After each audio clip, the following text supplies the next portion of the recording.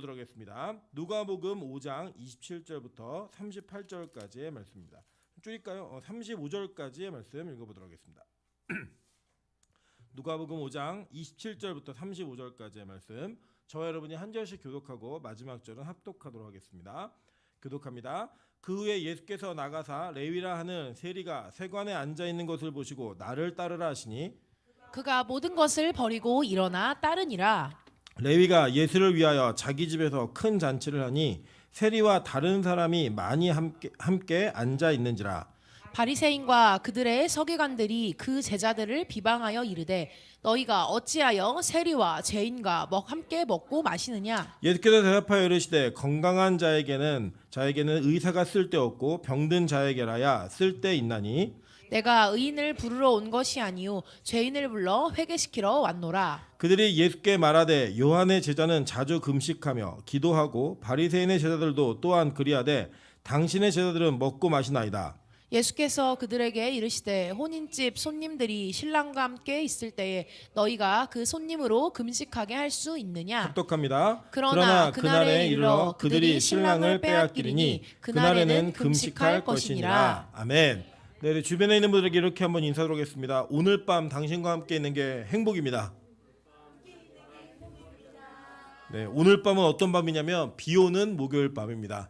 네, 하나님께서 우리에게 그 궂은 날씨에도 불구하고 함께 있을 수 있는 축복과 은혜를 주셔서 너무 감사하고 그 은혜가 우리 안에 있음에 너무나 감사합니다. 네, 오늘은 누가복음 5장 27절부터 35절까지의 말씀을 가지고 금식이냐라는 제목으로 하나님 말씀 증거하도록 하겠습니다.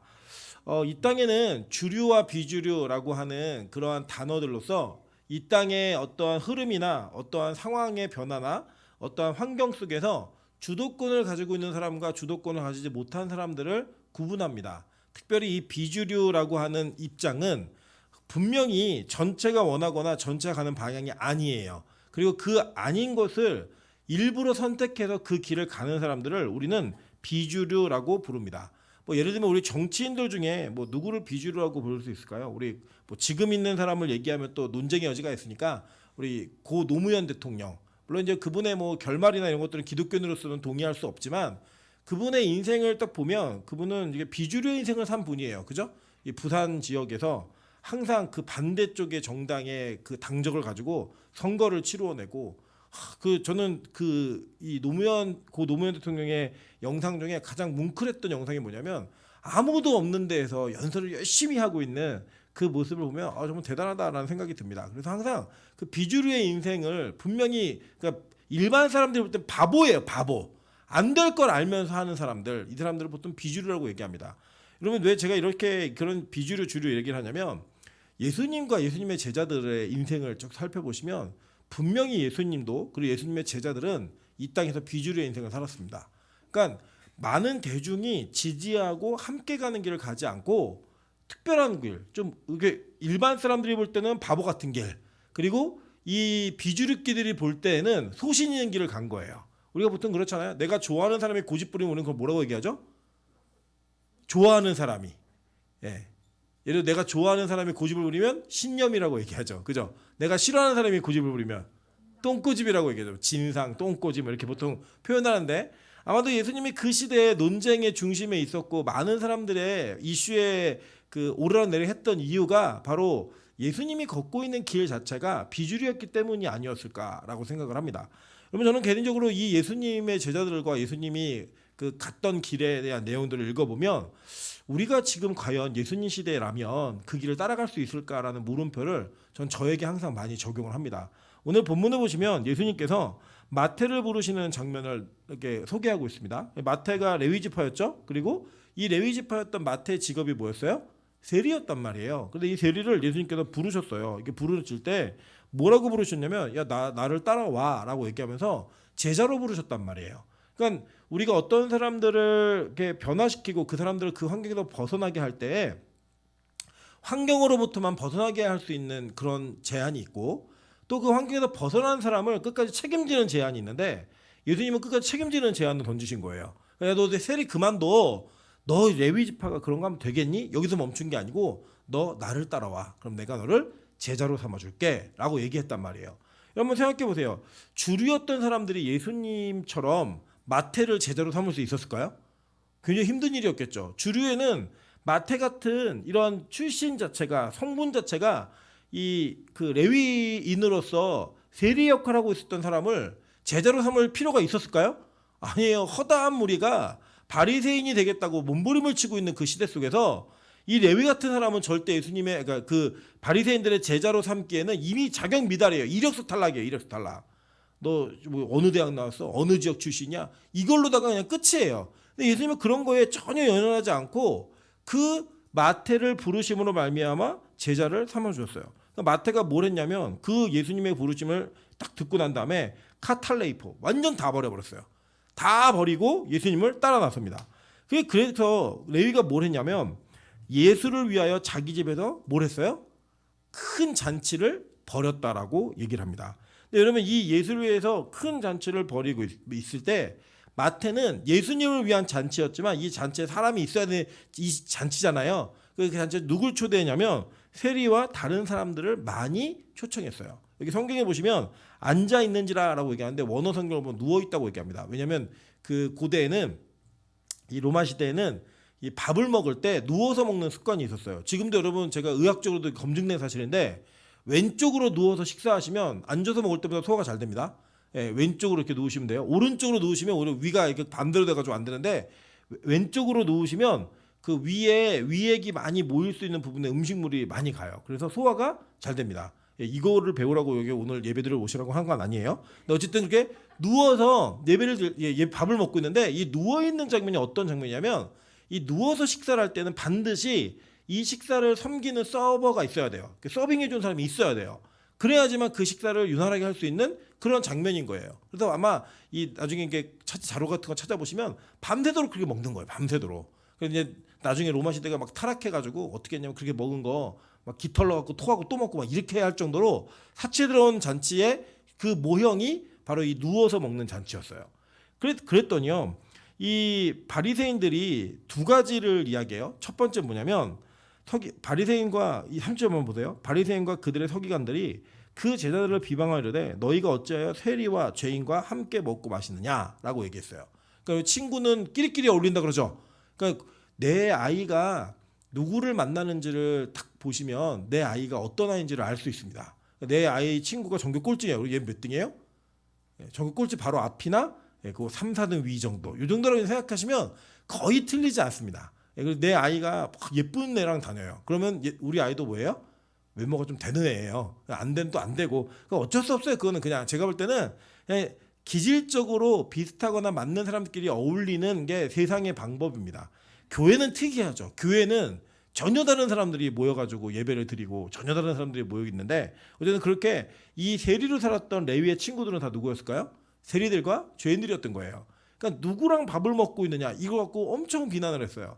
그 비난에 예수님이 하신 말씀이 무엇이냐면 야 나는 이 땅에 죄인들을 위해서 왔지 의인들을 위해서 온 게 아니야. 내가 만날 평생의 대상은 누구다? 죄인이라는 거예요. 여러분 그런 게 우리 교회에서 이제 너무나 많이 이렇게 선포되었기 때문에 여러분이 죄인이라고 하는 사실은 예수님을 만날 수 있는 가능성이 높아진 거예요.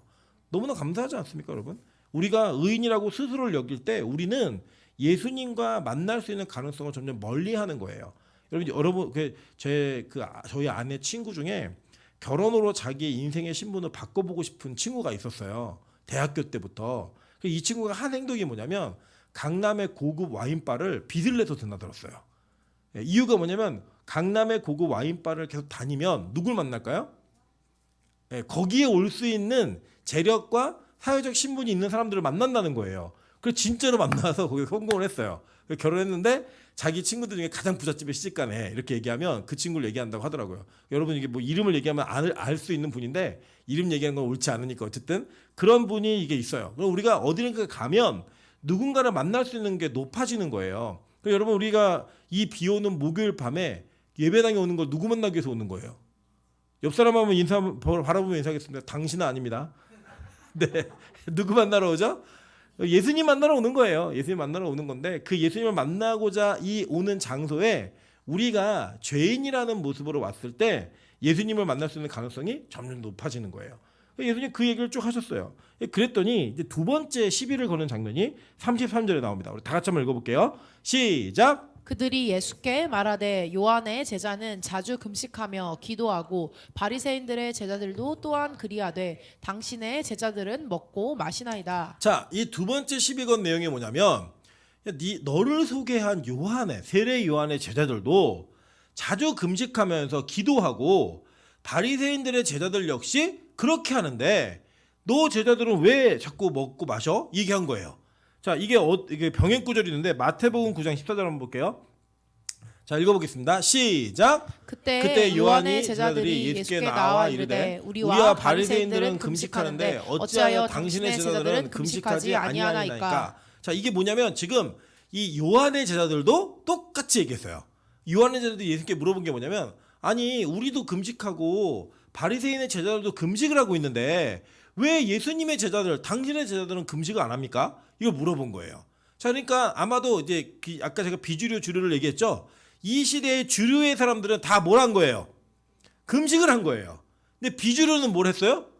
금식을 안 하고 먹고 마신 거예요. 이걸 갖고 질문을 던지는 거예요. 여러분 이 질문을 잘 보시면 요한의 제자들도 그랬고 바리새인의 제자들도 동일했고 이 금식을 하지 않는 예수님과 예수님의 제자들에게 질문을 던지는 의도가 너무 명확하게 보이지 않습니까? 나는 하는데 너는 왜 안 해? 이거예요. 네, 자기만 하는 게 뭐다? 억울한 거예요. 여러분 우리가 금식을 하면 제일 힘든 게 뭐예요? 사실은 밥을 먹지 못하는 것도 참 힘들지만 내가 밥을 먹지 못하고 있는데 옆에서 라면 끓여 먹는 남편이 아내가 너무 미운 거예요. 네, 왜 하필이면 내가 금식을 하는데 내 주변에서 치킨을 시켜 먹고 있는 그 옆에 사역자가 너무나 죽이고 싶은 거예요. 그냥 이유는 뭐냐면 내가 갖고 있는 그 고통의 시간들을 함께 해주지는 못할 망정 내 옆에서 먹고 마시는 거예요. 심지어는 어떻게 해요? 누워서. 예. 그리고 금식해 보세요. 금식해 보시면요, 뭘 해도 힘들어요. 누워 있어도 힘들고 앉아 있어도 힘들고 다 힘들어요. 다 힘든데 거기에 정말 편하게 있고 편하게 있는 사람들을 더 바라보고 많이 먹는 사람들을 바라보고 있으면 덜 받아요. 그러면 이제 무슨 생각이 드냐면 이런 거예요. 야, 목사가 20일 금식 5번도 안 했는데 무슨 목사야? 이런 생각이 드는 거예요. 이유는 뭐냐? 나는 했는데 쟤는 안 하는 거거든요. 여러분 제가 제 마음에 제가 이제 21일 금식을 제 기억에 한 5번 정도 한 것 같아요. 더 몇 번 했는지 기억하고 싶지도 않아요. 너무 힘들어가지고 다시는 안 했으면 좋겠어가지고 기억하고 싶지도 않지만 제가 그 생각을 계속 되뇌이며 산다면 저는 모든 사역자들을 바라볼 때 그 기준을 볼 거예요. 예를 들면 우리 교회 면접 보러 온 목사님에게 얘기하는 거죠. 금식 몇 번 하셨습니까? 며칠 금식이 최장기간의 금식입니까? 이거 반드시 물어보겠죠? 그럼 만약에 저 한 번도 안 해봤는데 그럼 뭐예요? 탈락. 예. 우리 미나연 조사한테 얘기하는 거죠. 올해 안에 올해는 많이 갔으니까 내년까지 21일 금식 2번 완성 못하면 우리 교회 더 이상 사역 못해. 예. 우리 이제 민영 집사가 내년부터는 이제 민영 간사로 주일학교를 섬기잖아요. 섬길 때 주일학교 아이들을 만났는데 금식 20일 한 번도 안 해? 이번 달에 꼭 해. 이렇게 얘기를 하면 이게 뭐냐? 바리새인과 요한의 제자들과 같은 율법주의라는 거예요. 율법주의. 여러분 율법주의자들의 가장 특징적인 생각과 마인드는 뭐냐면 내가 한 걸 남이 안 하면 너무 힘들어요. 왜요? 억울해요. 내 공로가 인정받지 못하기 때문에 억울한 거예요. 여러분 그래서 제가 가끔 농담처럼 말씀드리는데 이건 100% 농담입니다. 예수님이 비 오는 목요일 저녁 예배 때 오셨으면 좋겠어요. 100% 농담이에요. 100% 농담. 이게 왜 농담인지 그리고 또 이게 왜 위험한 이야기인지를 제가 말씀을 드릴게요. 여러분 이거예요. 우리가 매일 예배를 드리고 있는 것은 하나님께서 우리에게 주신 은혜예요. 그냥. 오늘도 제가 그 청주에 담임 목회를 가시는 목사님하고 잠깐 대화를 나눴는데 우리 교회 목회를 어떻게 하냐요. 교회 규모가 우리랑 비슷한가 봐요. 그래서 제가 이렇게 얘기했더니 매일 예배를 어떻게 드리냐요. 주일날 3번 설교를 어떻게 하냐요 도대체. 너 미쳤다고 이렇게 얘기를 해요.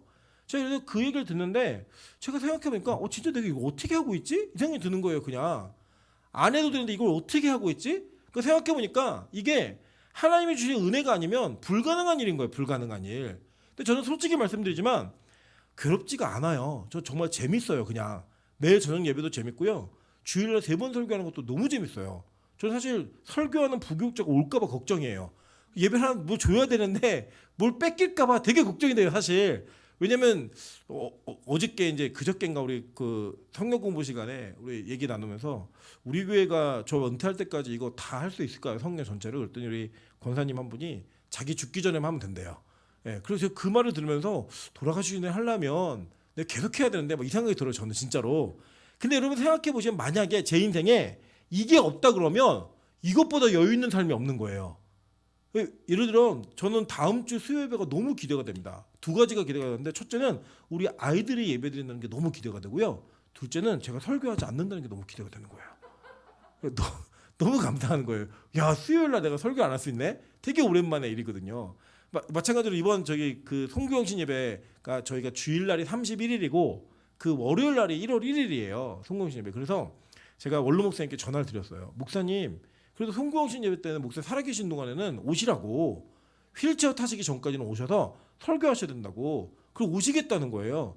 그래서 너무 감사하게. 그래서 저희 송구영신 예배 때 우리 목사님이 원로 목사님 설교해 주실 거예요. 근데 그 전날이 또 며칠이에요? 31일인데 주일이에요. 그래서 제가 너무 기대가 되는 거예요. 목사님 전화가 오셨어요. 자기가 주일날 설교를 몇 번 해야 되냐요. 그래서 제가 목사님 원래 3번이에요. 그랬더니 한 번만 하시겠대요.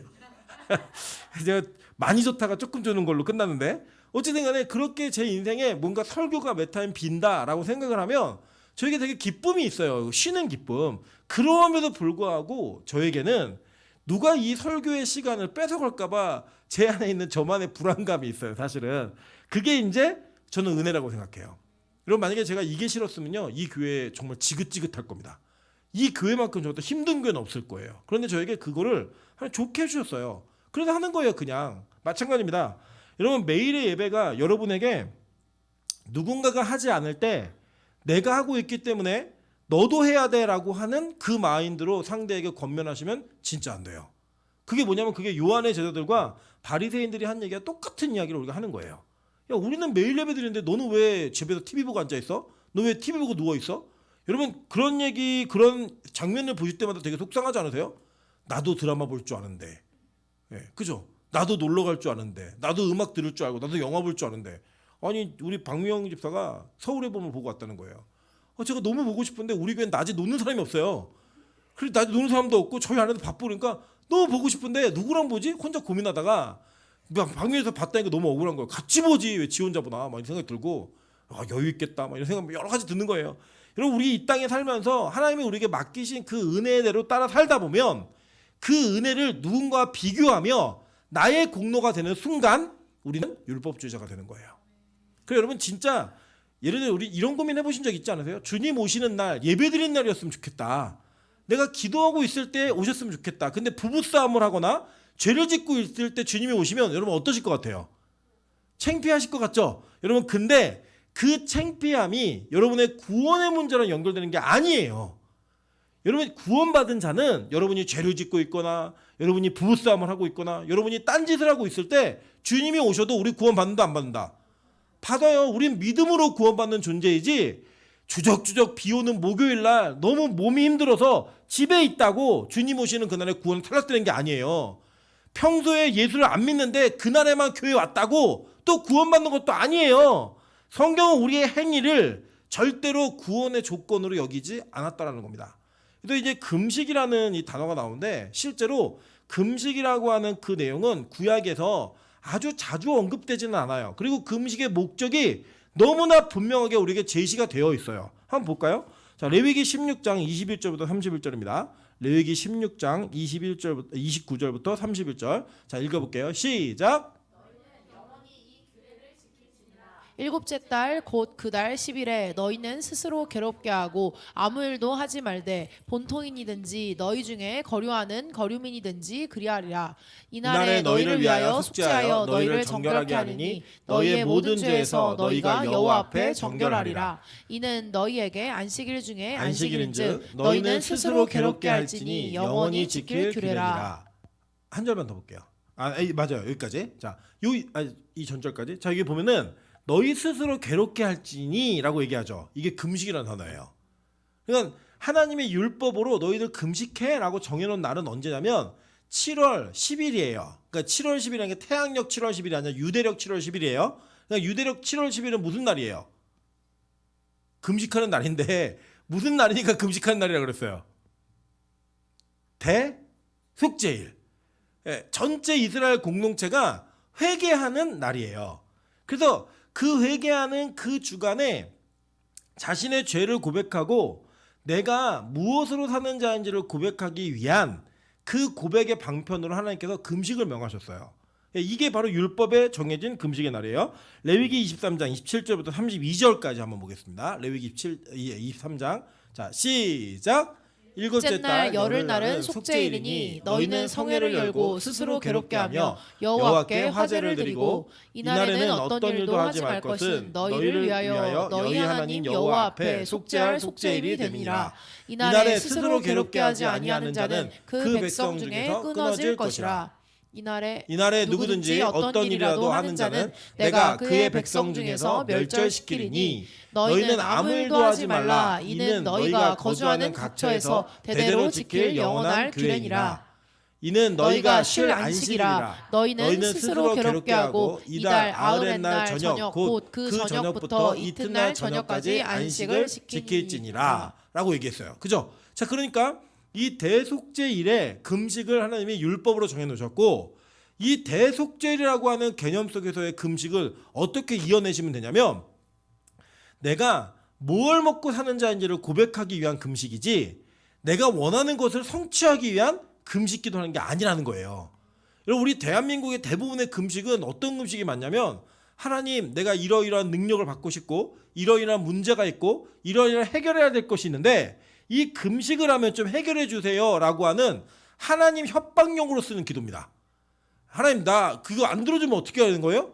굶어 죽을 거니까 알아서 하세요. 보통 우리 애들이 그런 거 많이 하거든요. 나 집에서 밥 안 먹어. 그럼 탁 닫고 들어가요. 이제 며칠 있다가 들어가 보면 막 빵 사다 몰래 먹은 흔적 있고 막 이런 일들이 있잖아요. 그게 뭐냐면 엄마 아빠 협박하는 게 뭐냐면, 나 이거 원하는 거 안 들어주면 나 안 먹고 나 죽는다? 이 얘기예요, 이 얘기. 근데 여러분 잘 한번 생각해 보세요. 우리가 대부분의 하는 금식이라고 하는 단어, 그 금식과 파생되어진 기도라고 하는 모든 영역 속에 우리의 기도가 이 영역을 많이 못 벗어나고 있지는 않으신 것 같아요?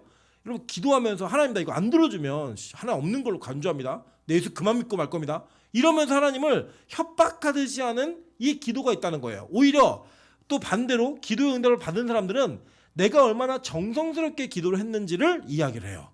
예를 들면 우리나라에 대표적으로 1,000번제 예물이라는 그 헌금이 있습니다. 근데 그 1,000번제라고 하는 그 이야기는 잘 읽어보시면 1,000번의 제물의 양을 한꺼번에 드린 걸 얘기하는 거예요.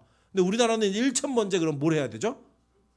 네, 1,000번, 그러니까 한 무로도 빼놓지 않고 3년이 좀 넘겠죠? 그죠? 아, 3년 안 될까요?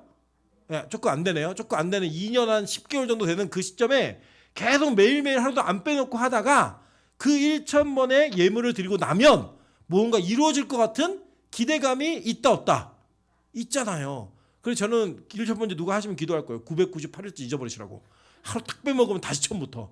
우리 어떤 지극한 정성을 들여야지 무언가를 이루어지는 기도의 내용으로 대부분 이해하고 계신 거예요. 여러분, 성경은요 그런 식의 기도와 헌금을 한 번도 얘기하신 적이 없어요. 그럼에도 불구하고 우리 안에 율법주의적 사고가, 이 샤머니즘, 인간의 종교는 다 율법주의예요. 내 힘으로 무언가를 이루고자 하는 그 근거를 우리로부터 제시하고 우리로부터 찾아내거든요. 왜 저 사람이 응답받았지? 왜 저 사람이 그렇게 잘 나가지? 왜 저 사람은 하나님의 능력을 경험하지? 이런 것들을 다 저 사람에게서 찾아낸다는 거예요. 근데 성경은 뭐라고 얘기해요? 아니에요. 하나님의 은혜로 말미암아 이루어진다는 거예요. 여러분, 마태 집에 예수님이 왜 가셨어요? 마태가 어떤 사람이었어요? 세리였죠. 그 시대에 세리가 얼마나 많아요? 진짜 많잖아요. 그런데 그 중에 마태에게 유독 찾아가신 이유가 마태에게 있어요? 아니면 하나님께 있어요? 하나님께 있어요. 우리는 머리로 들을 때는 이걸 알아요. 그런데 자꾸 우리가 무언가 나에게 그것을 적용하다 보면 내 안의 근거를 찾기 위한 일들이 많이 있다는 거예요. 예를 들면 이런 겁니다. 두 가지 현상으로 나타나는데, 하나님께서 여러분을 예를 들면 이제 우리 최경수 집사님에게는 내년부터 기도를 시키겠다라고 얘기하시면 최경수 집사님은 어떻게 고민하시냐면, 저는 그럴 사람이 아니에요. 이게 있는 거예요. 그죠? 그 뭐냐? 자기에게 근거를 둔 거예요. 그럼 내가 그럴 사람이면 기도해도 되는 거예요? 성경은 그렇게 얘기하지 않아요. 성경은 그냥 그럴 조건이 되든 그럴 조건이 안 되든 다 은혜라는 거예요. 근데 그 은혜라는 개념을 잊어버리고 나면 나는 기도할 그런 사람이 아니에요 라고 하는 근거를 자기로부터 찾아요. 예를 들면 우리 임몽균 집사에게 임몽균 집사 내년부터 기도해 그때. 저 아니면 누가 합니까? 이렇게 하는 건 뭐냐? 나는 할 자격이 된다는 거예요. 그러니까 이 율법주의자는 율법주의를 통과하면은 자신감이 생기고 율법에 통과를 못 받은 것 같으면 조건이라는 게 안 되는 것 같으면 내가 굉장히 큰 열등감을 느끼는 거예요. 성경은 절대 그렇게 가르치지 않았어요. 성경은 다 은혜라는 거예요. 우리가 말을 잘하건 뭘 할 줄 알건 모르건 전혀 상관없이 다 그냥 하나님 은혜로 이루어진다는 거예요. 예를 들면 우리 최 교수님이 저는 얼굴이 화면에 나오는 게 너무 싫어요. 그럼 모자이크 처리해드릴 거예요. 네. 그러나 기도는 하셔야 돼요.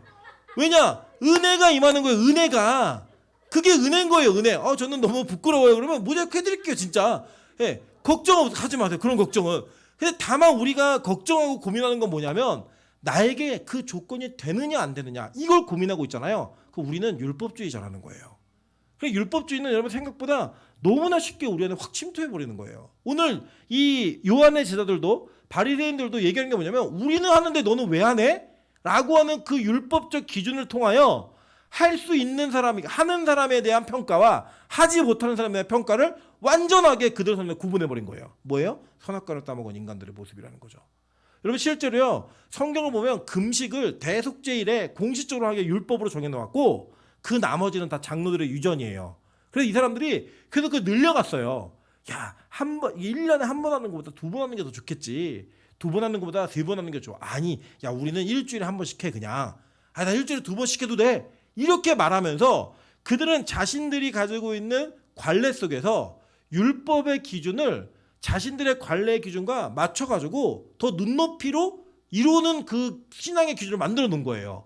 여러분 이게 되게 위험해요. 저는 그래서 빛가수금교회가 아무 기준 없이 갈 수는 없어요. 그러나 그 기준을 최소화하고 그 기준이 우리 안에 말씀보다 더 높은 기준이 되지 않도록 노력할 거예요. 예를 들면 이런 겁니다.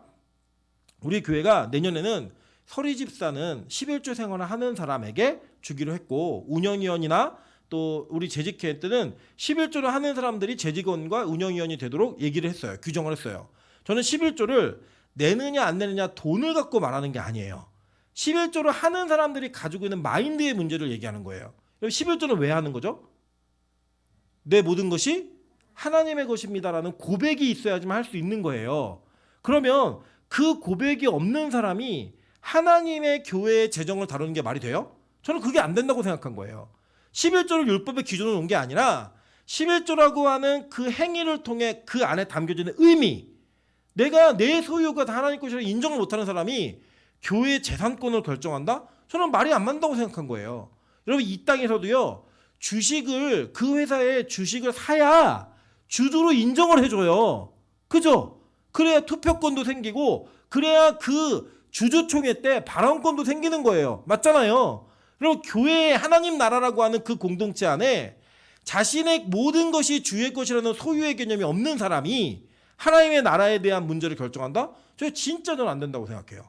앞으로 빛가수금교회가 뭐 100명, 200명, 300명, 400명 막 늘어날 수도 있고 아닐 수도 있어요. 그러나 그게 늘어나든 늘어나지 않든 저는 이 11조라고 하는 그 율법의 조항으로 우리가 지키라는 게 아니라 우리의 소유가 누구의 것인지를 인정하는 고백이 우리 안에 있어야지만 이 교회 공동체의 방향성을 결정할 수 있는 사람으로 우리가 인정하자 이거예요. 그러니까 율법의 정신은 신약에도 지켜졌어요? 안 지켜졌어요? 지켜졌어요. 율법의 조항은요? 안 지켜졌죠. 그런데 이 사람들이 이 율법의 정신을 이해하고 처음에 출발은 아마 긍정적 출발이었을 거예요. 그래서 뭐 에스라서 이런 데 보면은 돌아와서 우리가 회개하기 위해 금식하자 막 얘기하는 얘기들을 해요. 그런 금식 자체를 다 반대하는 게 아니에요. 금식에 대한 그 의미가 무엇인지를 알고 행하는 금식은요. 여러분 1년에 100일을 하셔도 괜찮아요.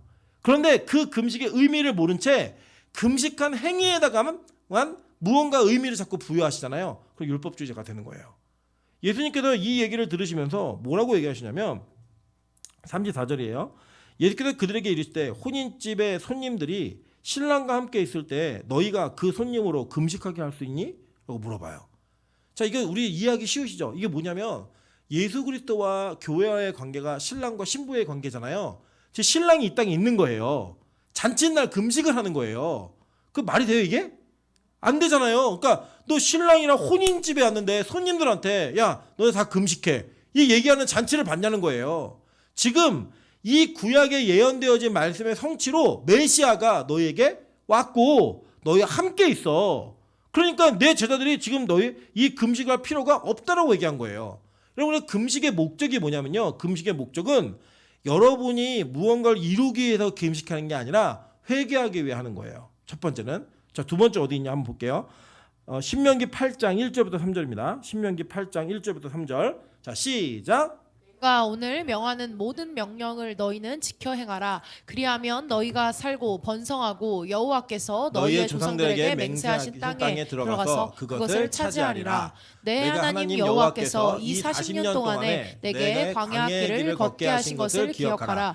이는 너를 낮추시며 너를 시험하사 내 마음이 어떠한지 그 명령을 지키는지 지키지 않는지 알려 하심이라. 너를 낮추시며 너를 줄이게 하시며 또 너도 알지 못하며 내 조상들도 알지 못하던 만나를 내게 먹이신 것은 사람이 떡으로만 사는 것이 아니요 여호와의 입에서 나오는 모든 말씀으로 사는 줄을 내가 알게 하려 하심이니라. 아멘. 자, 보세요. 여기서 마지막 3절에 보시면 내가 너를 줄이게 했다라고 얘기하세요. 그죠? 이게 뭐예요? 금식이에요. 못 먹는 거예요. 못 먹는 건데 이 금식하게 한 이유가 뭐냐면 만나를 대신 주신 이유가 사람이 떡으로만 사는 것이 아니요 하나님의 입에서 나오는 말씀으로 사는 것을 알게 하기 위하기 위해서 금식이라고 하는 것을 강제적으로도 시켰다는 거예요. 줄이게 했다라는 건 하나님이 시키신 거잖아요. 그러니까 뭐냐? 금식의 목적은 두 가지예요. 회개와 내가 하나님을 먹고 사는 존재입니다. 내가 예수를 먹고 사는 존재입니다. 라고 하는 것을 고백하기 위해 하나님이 우리에게 금식을 허락하셨다는 거예요. 그런데 여러분 금식을 하는 사람들이 있어요. 가끔씩. 뭐냐면 금식, 먹지 않는 행위 자체가 그 자체가 의미가 있는 거예요. 이런 사람들에게는 내가 그 금식을 하면서 겪었던 고통을 겪지 않은 자는 나랑 같이 대화할 수 없어. 나랑 같은 위치에 있을 수 없어. 라고 하는 자기의가 생겨요. 그래서 여러분 이 땅에서 여러분 절대 금식하시면 안 돼요. 뭘 하셔야 되냐? 금식하셔야 돼요. 금식이 뭐냐면 내 옛사람이 죽는 거예요. 내가 광야에서 사는 사람들이 다 옛사람이었잖아요. 그 옛사람들이 뭘 먹어야지만 사냐면 애굽의 음식을 먹어야지만 산다고 생각한 거예요. 그랬던 그들에게 하나님이 줄이게도 하셨지만 그 줄인 와중에 무엇을 주셨다고요? 만나를 주셨어요. 근데 이 만나가 뭐의 표상이에요? 하늘로부터 내려온 떡. 그죠? 예수 그리스도의 모형이었잖아요. 그 예수를 먹고 사는 그것을 가르치시기 위해 하나님이 금식하게 하셨다는 거예요. 여러분 그러니까요 우리에게 금식의 의미는 예수와 별개적으로 떨어뜨려서 절대 생각할 수 없는 거라는 거예요. 여러분 그래서 구약의 선지자들도요 진짜 금식이 무엇인지를 우리에게 알려주었습니다. 한번 볼게요. 이사야 58장 4절부터 8절입니다. 이사야 58장 4절부터 8절. 자 읽겠습니다. 시작. 보라 너희가 금식하면서 논쟁하며 다투며 악한 주먹으로 치는도다. 너희가 오늘 금식하는 것은 너희의 목소리를 상달하게 하려는 것이 아니라 이것이 어찌 내게 기뻐하는 금식이 되겠으며 이것이 어찌 사람이 자기 마음을 괴롭게 하는 날이 되겠느냐. 그의 머리를 갈대같이 숙이고 굵은 배와 재를 펴는 것을 어찌 금식이라 하겠으며 여호와께 연락될 날이라 하겠느냐. 내가 기뻐하는 금식은 흉악한 결박을 풀어주며 멍에의 줄을 끌어주며 압제당하는 자를 자유하게 하며 모든 멍에를 꺾는 것이 아니겠느냐라고 얘기해요. 예, 자 보세요. 이게 내용이 뭐냐면 뒤에 조금 더 읽을 텐데 이 내용이 뭐냐면 지금 너희들이 금식하는 거는 하나님께 목소리를 상달하게 하려고 하는 게 아니라는 거예요. 그죠? 이미 구약의 선지자도 야 금식 기도하면 기도가 이루어져. 금식 기도하면 금식 응답이 빨라. 이 얘기를 가르치려고 우리에게 금식하게 했던 게 아니라는 거예요. 그러면 진짜 금식의 의미는 뭐냐? 보니까 6절 한번 볼까요? 내가 기뻐하는 금식은 흉악의 결박을 풀어주며 멍에의 줄을 끌어주며 압제당하는 자를 자유하게 하며 모든 멍에를 꺾는 것이 아니겠느냐. 남에게 씌운 굴레, 남에게 당하고 있는 어려움들 이런 것들을 해결해 주는 게 하나님이 기뻐하시는 금식이라는 거예요. 계속 7절 8절 읽어볼게요. 자, 또 줄인 자에게 내 양식을 나누어 주며 유리하는 빈민을 집에 들이며 헐벗으면 내 빛이 새벽같이 비칠 것이며 내 치유가 급속할 것이며 내 공의가 내 앞에 행하고 여호와의 영광이 내 뒤에 호위하리니 라고 얘기해요. 그러니까 이것은 뭐냐면 그리고 원래 정확한 금식 기도는요. 여러분이 금식하실 때마다 한 끼의 식사 이 재정만큼 그걸 구제헌금하는 거예요. 나누는 거예요. 그걸 하라는 거예요. 진짜 금식의 의미가 그거야. 나는 이 땅에 것을 먹고 사는 것으로 만족하고 끝내는 인생이 아니라 이걸 나누는 인생입니다 라는 것을 고백하기 위해 하라는 거예요. 나 예수 때문에 사는 존재이지 돈 때문에 사는 존재 아니에요. 이거를 고백하라는 거예요. 이거 누가 얘기했어요? 구약의 선지자가 얘기한 거예요. 그러니까 구약의 하나님의 율법의 의도를 제대로 이해한 모든 선지자들은 올바른 이야기 한다고요. 여러분 제가 이렇게 금식에 대한 이야기를 하면 우리 교회는 뭐 금식에 대한 개념이 달라. 그런 게 어디 있어요? 이미 구약에 올바르게 하나님의 말씀을 이해한 자들은 그렇게 다 얘기했다고요. 그런데 우리가 그거를 자꾸 이 땅의 종교와 연결지었고 율법주의와 연결지어서 내가 한 것만큼의 기도 응답이 있다. 지성이면 감천이다. 이렇게 얘기하는 그런 내용들 이게 다 뭐예요? 율법주의고 하나님께서 미워하시는 것들이라는 거예요. 기뻐하시지 않는 금식이 있다는 거죠. 그러니까 여러분 만약에 이 목요일날 저녁에 비 오는 날 드리는 예배가 여러분에게 의의가 된다? 여러분 예배드리러 오지 마세요. 그냥 이 예배가 내가 그냥 난 예배 없으면 못 살아. 나 주님 때문에 사는 거야. 나 예수 그리스도 없이는 살 수 없는 존재야. 라고 하는 고백 속에서 터져나오는 행동이다? 여러분 그러면 그냥 여기 사세요. 그게 진짜 은혜라고요. 그게 우리가 무언가를 보여주고 자꾸 보여주는 행위를 통해요. 여러분에게 이 신앙의 척도를 어떤 이게 제정하고 기준을 제시한다? 잘못된 거라니까요. 여러분 저는 가끔 우리 그 믿음의 선배 목사님들이 뭐 교회가 뭐 몇 명 되기 전까지는 난 강대성에 전달했고 여기에다가 입을 펴놓고 자신 선배 목사님들 계셨어요. 전 죽어도 안 해요. 예. 왜 굳이 여기서 주무세요? 보여주려고. 우리 권사님도 오시면 우리 목사님이 뭐 아직 성도가 200명이 안 돼갖고 저 강대성에 주무시네. 전도 열심히 해야겠다. 이런 효과를 이루기 위해서 그렇게 기도한다? 저는 그런 거 하고 싶지 않아요. 저는요 앉아서 기도하다가도 기도가 저에게 막 이게 깊이 안 들어가고 뭐가 안 되면 일어나요. 그냥 하나님 나 오늘 못 하겠어요. 나 집에 갑니다. 그냥 가요. 그러나 저는 여러분이 내가 목사니까 누구보다 늦게 일어나야지 이러고 여기 앉아 있지 않아요. 기도가 안 됨에도 불구하고. 그러나 하나님과의 어떤 교제의 영역과 기도의 영역 속에서 내가 하나님과 교제하는 그 은혜가 끊어지면 나는 못 사는 인생이니까 하나님 그거 끊어지면 안 돼요라는 간절함은 저에게 있어요. 누구보다도 있어요. 설교를 준비하거나 뭘 할 때에도 하나님 이 말씀을 통해 그 성령의 빛을 조명받지 못하면 나 죽습니다. 나 이거 못해요. 이거에 대한 그 간절함이 있다고요. 그리고 여러분 가끔씩 제가요 진짜 새벽에 설교 준비 주일날 토요일날 하다가 주일날 설교할 내용이 막 조명처럼 비쳐가지고 저에게 막 들어오잖아요. 제가 벌떡 일어나서 박수를 쳐요. 혼자 하나님 너무 감사해요. 막 이러면 박수를 치고 혼자서 생 난리를 쳐요. 여러분 근데 그 뭔지 아세요? 제가 하나님과의 관계를 얼마나 소중히 여긴지를 보여주는 제 인생의 고백이에요. 그걸 하라고 하시는 게 아니에요. 여러분도 토요일날 밤새세요. 이 얘기 아니에요. 뭐 우리 예를 들면 그 옛날에 우리 얘기했잖아요. 우리 이주영 목사님이 자기도 토요일날 2시 3시까지 준비하다 보니까 주일날 죽을 것 같대요. 체력이 안 되는 분이 이렇게 하면 안 되죠. 제 고백이에요. 제 인생의 고백 그냥. 여러분 그런 고백의 은혜의 방편으로서는 어떤 행위도 유효하지만 남에게 보여주는 행위로서 그것이 유효하지 않다라는 거예요. 여러분 그래서 오늘 예수님 말씀하신 건 뭐냐면 왜 내 제자들이 금식 안 하는 줄 알아? 야 지금 신랑이 왔어. 그래서 금식할 필요 없어. 이렇게 얘기하는 거예요. 실제로 이게 무엇을 의미하는가 한번 보도록 할게요. 로마서 3장 20절 한번 볼까요? 로마서 3장 20절. 자 시작. 그러므로 율법의 행위로 그의 앞에 의롭게 하심을 얻을 육체가 없나니 율법으로는 죄를 깨달음이니라 라고 얘기해요. 그러니까 금식으로 하는 기쁘게 할 수 있다 없다? 없어요. 그 행위예요. 행위. 그 의도 안에 있는 그 행위 안에 있는 의도가 주님을 기쁘게 하는 거지 행위가 그분을 기쁘게 하지 않는다고요. 그래 여러분 뭐 예를 들면 우리 교회가 이제 앞으로 뭐 어떤 일이 있거나 어떤 기도의 제목이 있거나 회개의 어떤 내용이 있을 때 우리 금식하면 기도합시다 라는 선포할 수 있어요. 그런데 그때 또 무슨 금식이야 나 먹고 싶어 죽겠는데 그러면서 그 금식을 동참한다 하는 기뻐하실까요? 아니라는 거예요. 행위가 기쁨을 만들어내는 게 아니고 하나님이 기뻐하시는 금식은 따로 있다는 거예요. 그래서 볼게요. 골로새서 2장 16절 17절입니다.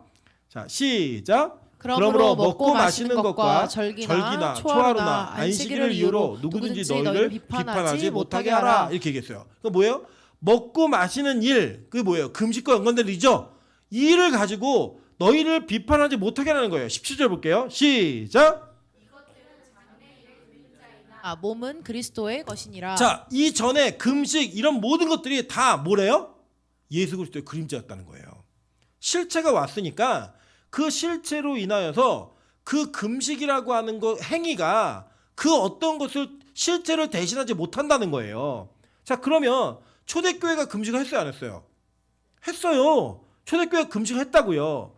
그러면 예수님은 이거 분명히 너희가 나와 함께 있기 때문에 금식 안 해도 돼 라고 얘기했는데 그 뒤에 이렇게 얘기해요. 오늘 본문 볼게요. 35절 보겠습니다. 시작. 그러나 그날에 이르러 그들이 신랑을 빼앗기리니 그날에 금식할 것이니라 라고 얘기해요. 자, 이것을 우리 학자는 두 가지로 분류하는데, 첫째는 예수님께서 십자가에 달려 돌아가셨을 때를 얘기하는 거다라고 말하는 이야기가 있어요. 자, 그럼 만약에 그렇게 얘기한다면, 그것만으로 제한한다면 금식은 예수님 돌아가신 날만 해야 되는 거예요. 그죠? 예, 그런데 초대교회는 분명히 금식을 했다고요. 예수의 부활을 보았고 승천을 보았던 초대교회에 사도들과 제자들이 금식을 했단 말이에요. 그래서 도대체 그들은 왜 어떤 것으로 금식했는가? 저는 그 의미가 더 중요하다고 생각해요. 이거예요. 자, 그날에 이르러 그들이 뭘 빼앗긴대요? 신랑을 빼앗긴다는 거예요. 그 신랑을 빼앗긴다는 의미가 뭘까요? 지금 저와 여러분에게 신랑 뺏기는 의미가 뭐예요? 지금 우리 예를 들어 윤기쁨 집사가 우리 임몽현 집사하고 같이 왔는데, 우리 임몽현 집사를 우리 박명현 집사가 나 집까지 태워줘 그리고 데려갔어요 먼저. 근데 나 신랑 뺏겼어, 이모한테 뺏겼어, 이게 뺏긴 거예요? 아니잖아요. 그게 아니라 우리가 예수 그리스도라는 신랑을 뺏기는 건 뭐냐면, 여러분이 이 땅에 살면서 예수 아닌 다른 것으로 만족할 수 있는 무언가가 생기는 거예요. 그죠? 생길 수 있다는 거예요.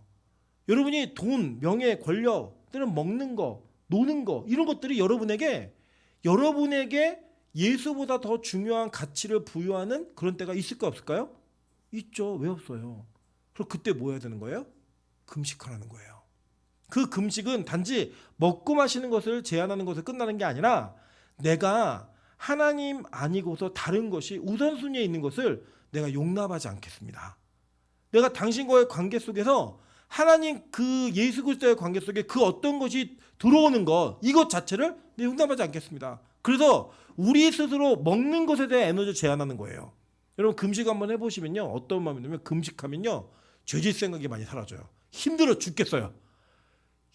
내 몸에 에너지가 안 들어오니까 죄질 수 있는 생각이 사라지게 돼요. 누구 미워할 힘도 없어요. 너무 힘들어가지고 한 14일 보름을 넘어가기 시작하면요, 그때는 그냥 살아있는 것만으로도 감사하고 모든 게 다 은혜예요. 그냥 하늘을 봐도 눈물이 나고, 내가 그냥 살아있다는 것만으로 감사하고, 예배의 찬양 소리만 들어도 감격이 있어요. 그게 뭐예요? 내가 원하는 것을 단절함으로 말미암아 그 단절 속에서 하나님이 주신 은혜를 찾아가는 거예요. 그 관계를 회복하는 거예요. 저희 첫째가 그렇게 저는 저희 첫째가 참 칭찬하고 싶은 것 중에 하나는 말을 되게 예쁘게 해요. 항상. 왜냐하면 이 아이는 자기한테 말을 세게 하는 것도 상처를 받는 아이여서 상대한테도 말을 되게 예쁘게 해요. 나쁜 말이지 않았는데, 요 근래에 제가 이렇게 뭐 정말 뭐 욕 이런 건 아닌데, 제가 왜 저런 말을 쓰지라고 하는 단어를 몇 가지 쭉 얘기를 한 거예요. 그래서 제가 불렀어요. 찬수야, 너 이게 무슨 말인지 알아? 무슨 뜻인지 아니? 그랬더니 모른대요.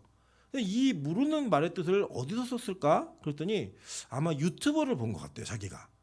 유튜브에서 들은 얘기라는 거예요. 왜냐하면 얘가 어렸을 때는 이제 유튜브 키즈만 보다가 유튜브 성인용을 보다 보니까 자기가 안 봐야 되는 컨텐츠들도 보고, 세상에서는 애들이 봐도 된다는 컨텐츠인데 우리가 생각할 때는 적절하지 않은 용어들이 나오는 거예요.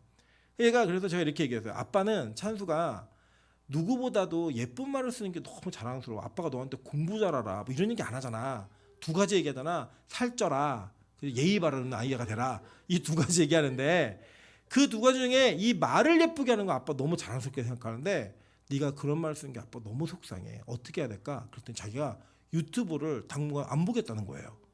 그래갖고 이제 뭐라 하면 찬수가 이제 그 특세 끝날 때까지 유튜브, 자기 핸드폰으로 유튜브를 안 보기로 저를 약속을 했어요. 그래서 어제 오더니 아빠 지식돼지도 안 돼. 지식돼지가 뭐냐면 그 유튜브 그 채널 이름인데 동물에 대한 정보를 막 주는 거예요. 이런 거예요. 그거 보면 안 되는 거냐는 거예요. 그래서 그래, 그렇게 너한테 좋은 유익된 건 봐도 돼. 근데 어른들의 말로 설명하는 건 안 돼. 얘기를 했어요. 그랬더니 알았대요, 자기가. 여러분 이게 뭐냐면 찬수가 자기가 좋은 언어 생활을 갖고 있었는데 거기에 뭔가 다른 게 들어오니까 그게 매력적인 거예요. 그 단어들이 안 눌렀던 단어들이 있으니까. 근데 그게 결과적으로는 자기한테 안 좋은 거예요. 그래서 그 아이가 뭘 결단했냐면 내가 이 정보가 공급되는 걸 끊겠다는 거예요. 여러분 만약에 먹고 마시는 것 때문에 이 땅에 누리는 것 때문에 하나님과의 관계에 문제가 생긴다? 뭐 하셔야 되냐면 그걸 금식하셔야 돼요. 그걸 끊어내셔야 된다고요. 그게 금식이 가지고 있는 이유와 목적인 거예요. 그게 금식을 해야 할 초대교회 교인들이 예수의 부활을 보고도 예수님께 그 은혜를 받았고 사랑을 받았음에도 불구하고 그 은혜가 끊어질까 봐 신랑을 빼앗겨서 한 금식인 거예요. 저는 우리 빛과 소금 교회가 한 가지 한 가지의 신앙생활의 기준이 분명해지는 교회가 되길 소망합니다. 우리 교회가 금식하셔야 돼요. 금식할 거예요. 저도 마찬가지고요. 그런데 그 금식이 바리새인들과 요한의 제자들이 했던 금식이면 안 돼요. 우리는 신랑을 빼앗겼기 때문에 하는 금식이어야 하고 내가 예수 아닌 다른 것으로 사는 존재가 아닙니다라는 고백을 하기 위해 하는 금식이어야 돼요. 그래서 그 금식의 고백 속에 나눔이 있고 삶의 쪼갰이 있고 우리의 살을 찢어서 가난한 자들과 함께 공유하는 그런 삶도 같이 병행돼야 돼요.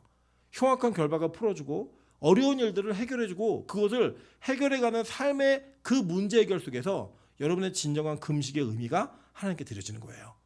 우리 빛과 소금 교회가 올바른 금식하는 교회 되길 소망합니다. 이제 빛과 소금 교회는 금식이 있어서는 안 돼요. 뭐가 있어야 되냐? 금식이 있어야 돼요. 제가 금식하는 사람들의 특징을 알려드릴게요. 금식하는 내내 먹을 거 묵상합니다. 내가 금식 끝나면 이거 먹어야지. 금식 끝나면 그거 꼭 해 먹어야지. 꼭 시켜 먹어야지. 이거를 논의해요. 그래서 더군다나 그런 걸 또 자기 혼자만 고민하는 게 아니에요. 모아요 사람을. 야 끝나고 뭐 먹으러 갈 사람 막 모아갖고 막 모아서 그런 음식 얘기 막 해요. 그게 뭐예요? 나 지금 굶고 있어.